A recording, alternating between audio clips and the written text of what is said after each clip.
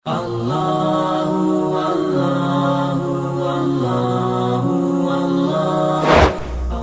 نے کلاس میں داخل ہوتے ہی شاگردوں سے پوچھا، آپ کی نظروں میں کون سی چیز انسان کو خوبصورت بناتی ہے؟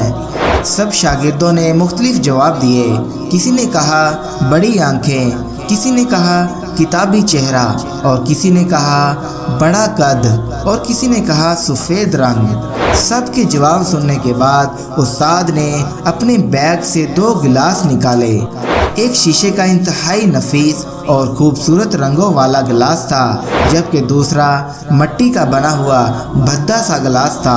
استاد نے دونوں گلاسوں میں الگ الگ کوئی مائع ڈال دیا اور شاگردوں کی طرف دیکھ کر کہا، میں نے شیشے کے خوبصورت گلاس میں زہر ڈالا ہے، جبکہ مٹی کے گلاس میں پینے کا صاف پانی ہے۔ آپ لوگ کون سے گلاس سے پینا پسند کریں گے؟ سب نے یک زبان ہو کر کہا مٹی کا گلاس۔ استاد نے بلا فاصلہ کہا، آپ کو ان گلاسوں کے اندر کی حقیقت معلوم ہو گئی تو ان گلاسوں کا ظاہری حلیہ آپ کے لیے بے اہمیت ہو گیا ہے۔ ہمیں بھی انسان کو اندر سے جانچنا چاہیے۔ بہت سے خوبصورت لباس ایسے ہوتے ہیں کہ جن کے اندر انسان نہیں ہوتے۔